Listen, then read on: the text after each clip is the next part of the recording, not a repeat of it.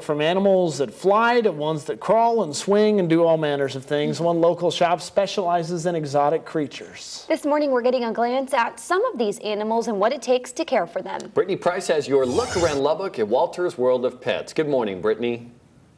Good morning. Well, this has been a wild adventure, certainly. We are here right outside one of the habitats of the sloth and also the squirrel monkey. Ryan Blakely is here with me. He's the co-owner. Him and his wife, Vicki, own this wonderful place. Tell me a little bit about Wookie up there. Wookie's a two-toed sloth, and they're a really cool animal and been fairly popular. Lots of questions about them lately. We've had Wookie for, I think, 7 or 8 years. They're from South America. There's a couple different types. There's a two-toed and a three-toed. There's only a handful of three-toads in the country. And these guys are relatively common when they occur. They are having some problems with deforestation and typical habitat issues. Now, what is their temperament like, and what kind of food do they eat? These guys, in the wild, she would eat leaves and tree bark and stuff like that, and vegetables. Their temperament's fine. They're not as slow as people say they are, but it's not something because of the way their feet are set up and their claws are. It's not something you can pick up, but.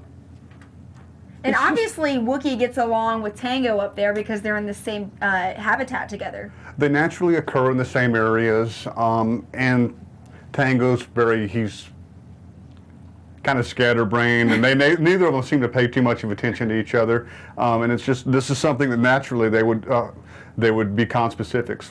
So Ryan, you said that sloths are actually not as slow as people say and think. So how slow are they?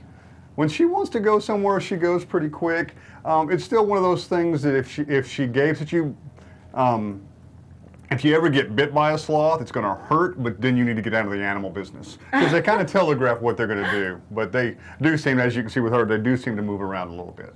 Absolutely. So tell me a little history behind Walter's World of Pets. What do you want to know?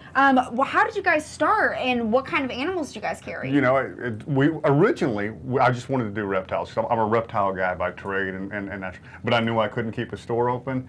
And I used to work in the restaurant industry and wanted out, and we thought, well, we'll open a pet store because that's always been my passion. So now I sell lizards. Well, a passion has definitely grown into an exotic adventure here at Walter's World of Pets. We will say goodbye for now to Wookie and Tango and say back to you. Alrighty, thanks a lot, Brittany. And say